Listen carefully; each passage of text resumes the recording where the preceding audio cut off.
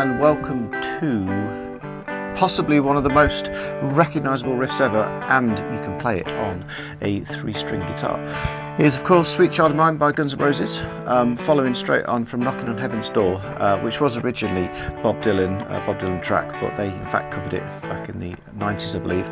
So great fun to play, a little bit more advanced than Knocking on Heaven's Door, but you know, you can give it a go. You can do a sort of slow, chill out version to start with, and you know, try and get your fingers around the notes. We're in slightly funny tuning here, the same as for the previous few videos, so it's not your standard GDG, it's actually DGB. So it's a bit like strings 4, 3, 2 from a regular set of guitar strings on a 6-string guitar. And we can play, it's not many chords, so if you can get your fingers around the riff, you can do a more sort of simple version of compared to what I was doing in the demo. And so if you can get your fingers around the intro riff, you know, you can do some basic chords, bit of strumming, nice sort of rhythm, and some bar chords for the chorus, and that will probably sound pretty good.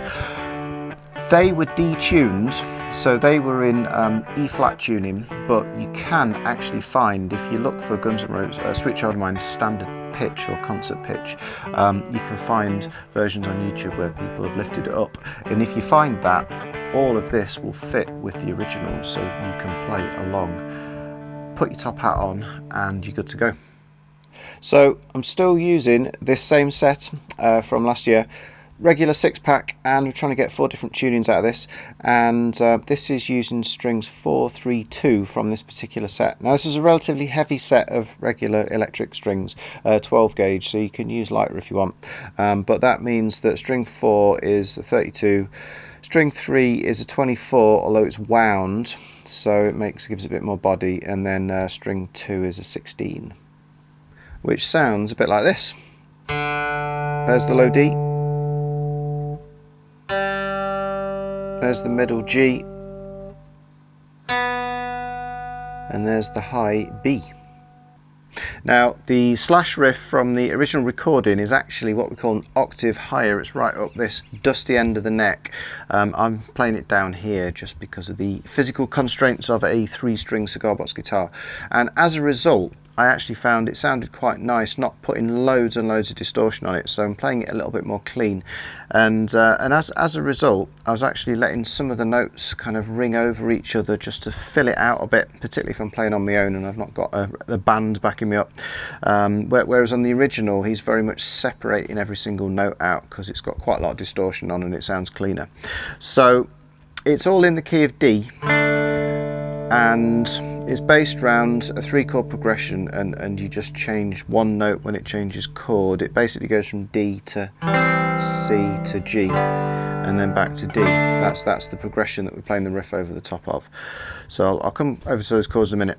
And the D, we're going to start with this what we call D power chord shape, D5 shape. So it's fret 2, middle string, fret 3, top string, and I'm going to play low open D, and then this note here, string 1, and then the middle fret 2, and then I'm going to take that off and play the open G in the middle. 4 notes there.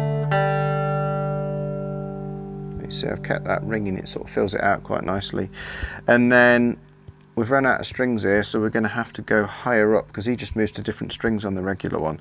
So we're going to come up here instead. So just the final 4 notes. It's dead simple. It's only a 8-note riff that repeats. So that's fret 8 right up on the top string, and that's fret 7 on the bottom string, and we could potentially use finger 3 and finger 1. And we play that note, string 1. We play string 3, and then we tuck in and we go to fret 7 on string 1, which is the same fret as that one.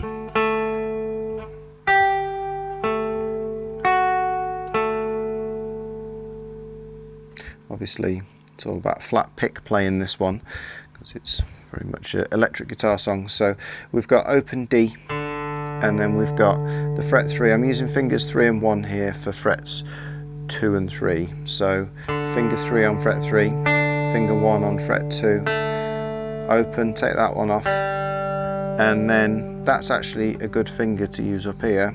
So I'll shift up and then I'll add finger 1 in, that's fret 8, finger 1, fret 7.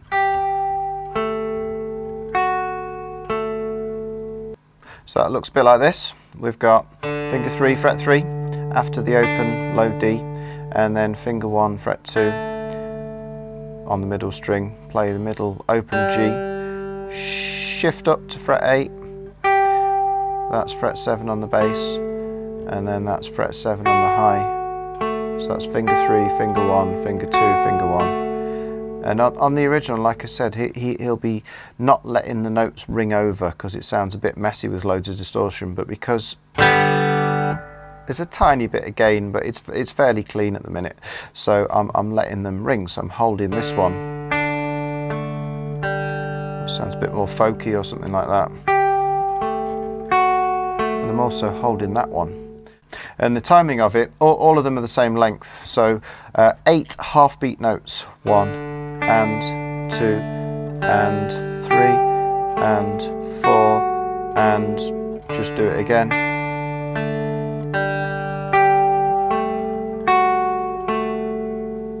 So that riff is over the D chord, and then when it changes to the C chord, again I'll go over these shapes when we hit the verse because we're going to use them, we're going to change one note in the riff. So it's going to be the very first note. So instead of playing open D as the first note, we're going to go to fret 2 instead. And again, maybe I'll try and get a little bit of over-ringing here, so I might see if I can keep this fretted. If it's difficult, you know, leave it, take it off, but have a go. So it's fret 2, all of the notes are the same after that, so it's fret 3, and then this time I might use finger 2 open. So I'll see if I can keep finger 1 there, and then finger 3, finger 2 on the fret 2, and then right up to the same fingers as before. If that feels a bit congested, you can even use your pinky finger. So you could use finger 1 and finger 4. This is over the C chord, so we played 2 bars of the main riff over D, so this is now bar 3. And then after that, the chord sequence changes to G, and we, instead of playing the first note on the low D string, we actually just play an open G, and the rest of the notes are the same after that.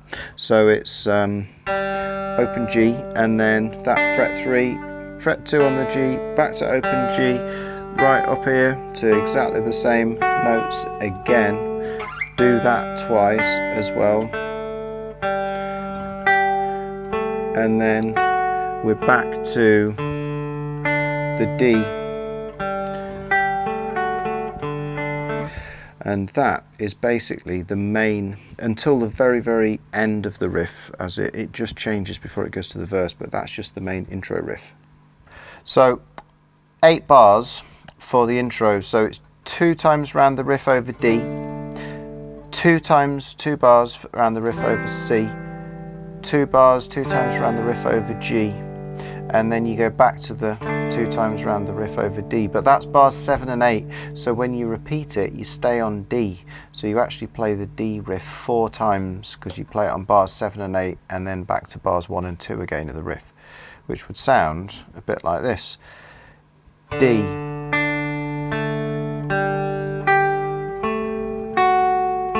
again, this is bar 2, and then C, again C,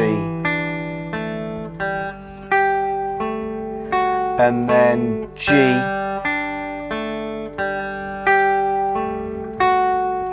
G again, and back to D. This is bar 7, this is bar 8, and then it repeats, so I stay on D, this is bar 1, this is bar 2, this is bar 3, and so on. Okay, so you can hear that you got 2 bars of D at the end and then 2 more bars of D when it repeats. And if you play along with the original song, there's 2 versions, a single version and an album version. So the single version, I think it's just twice round this intro riff, and then there's this ending which we'll do, or the album version, it's 3 times round. But whichever one it is, the very, very last time round this intro riff, we've got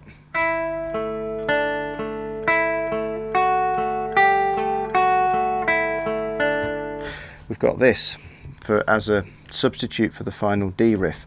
So at this point I'm going to go up to fret 5 on the high B string, and I'm going to use finger 1, finger 2 I'm going to use on fret 7 of the low D, and again, because I want the over-ringing sound, I'm going to leave a lot of these in place.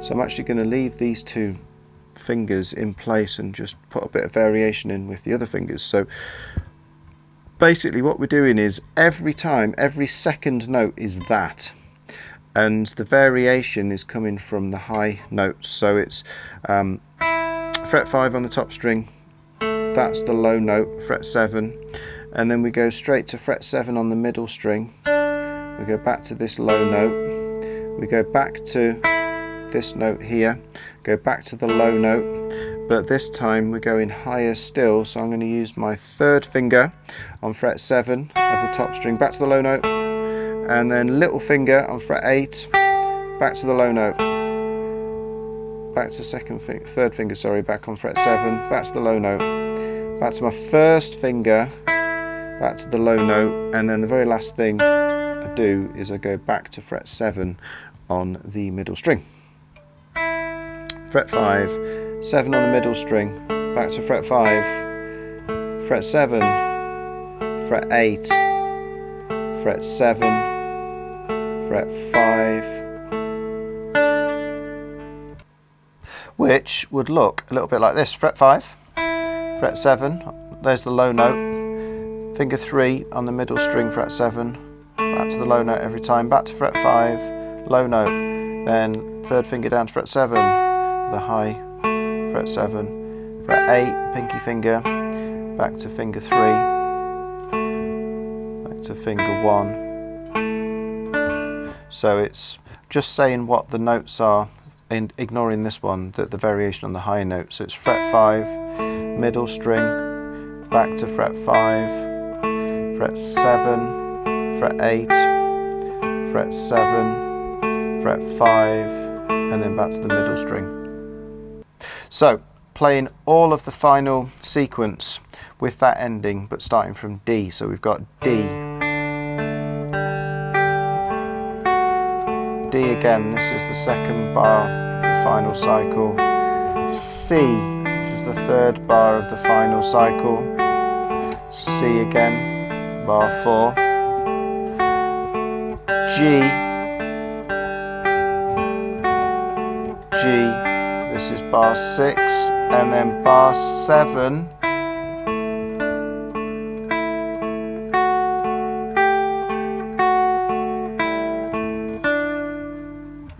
so that's the trickiest part, I think, that we're going to be looking at in this particular lesson. If you fancy having a look at the fancy lead break that I did in the demo, drop me a line and I'll see what I can do, but I'm just going to stick with the rhythm parts from there on in, because I think that's quite complicated, you know, that's enough to get your fingers round. So basically the verse is the same chords as what that riff was just playing over the top of, which is D. So we can do a D5, fret 2, fret 3, exactly the same as the notes we were using on the riff. And then the C, we can use finger 1 on fret 1 of string 1, finger 2 on fret 2 of the 3rd string, leave the open G, and there's a C chord, and then we can go through just a straight open G. I'll show you a couple of variations in a minute. And then back to D. Just remember it starts and finishes on D. Now, strumming wise, let's do, this is probably about the most widely used strumming pattern. It's a really effective one. So we can go down, down, up, down, up, down, down, up, down, up. So we're missing a downstroke in the middle, so we're going 1, 2, and miss 3, up, down, up. So it's 1, 2, and miss, and 4, and. Remember, with strumming, nice loose wrist, quite different to your riff picking position. So down, down, up, miss, up, down, down, down, up, miss, up, down, up. Just keep that going all the way through the verse, basically. So that would sound a bit like this: 3, 4, D, down, up, down, up. Second bar, C,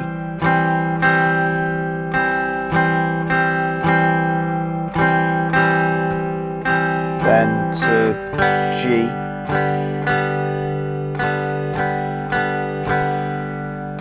so 2 bars for every single chord.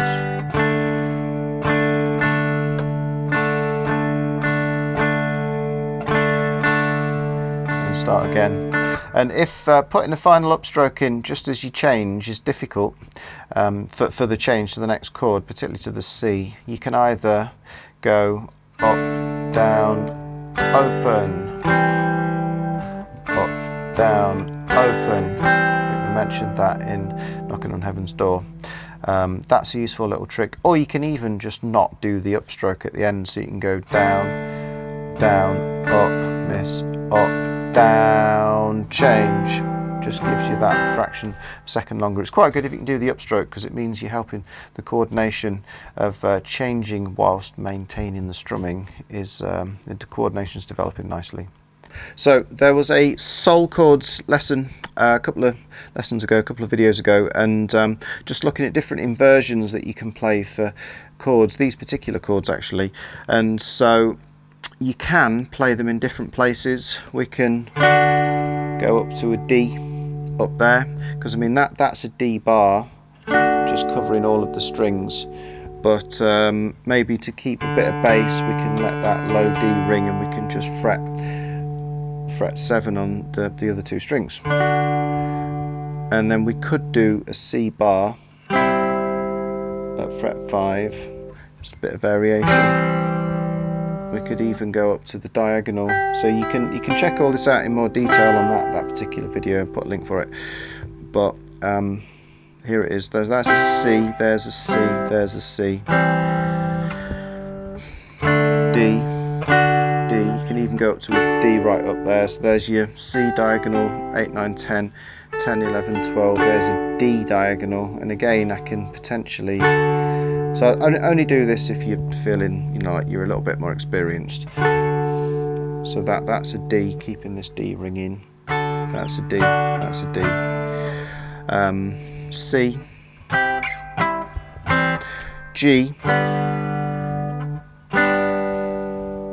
there's a G. So that same diagonal, recycling the same shapes, 3, 4, 5.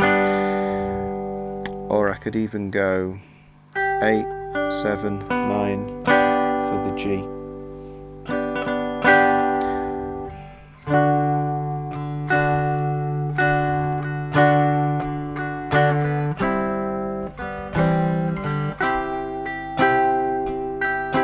There's the G, there's another G.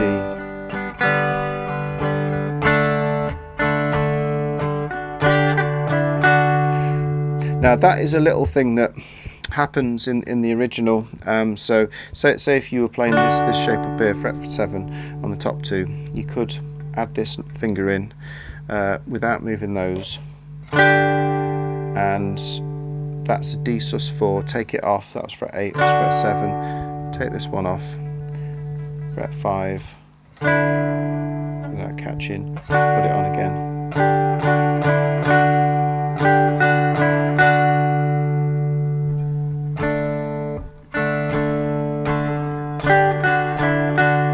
It's quite a nice thing to do.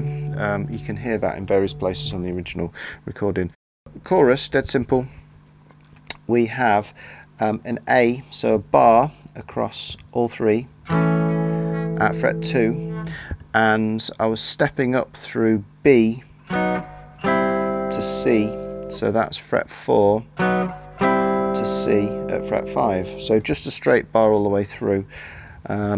Distortion on the original, I'm just keeping the same sound. Now the rhythm's slightly different here. It goes 3, 4, 1, 2 and 3, 4 and 1, 2 and 3. So you've got two main sounding chords on strums on the A and the C just passing through the fret 4.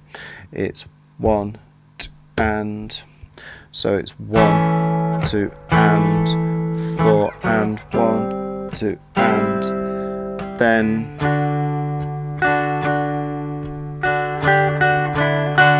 could potentially do that bit on the D, or if you want to keep it simple,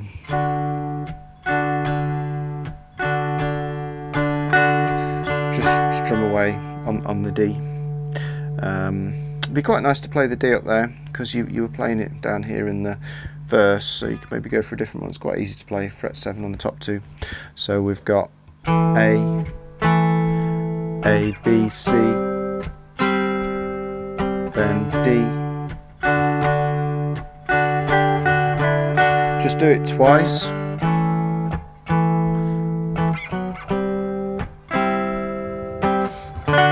And then on the original, the guitar actually stops and the drums and the bass keep going, keep the groove going. So we don't do that bit twice.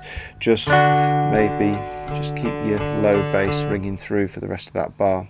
That's going to go into the lead break, which we're not doing now. And then it will go to another verse, another chorus, another lead break, and then a final chorus, and then off into the stratosphere after that. Crazy / pyrotechnics in the final solo. And so here is the chorus. A, B, C. Then there's your high D. If you want to add those extra notes in, looks like that. Do it twice.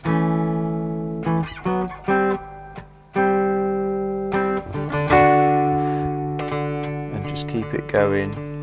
And then back to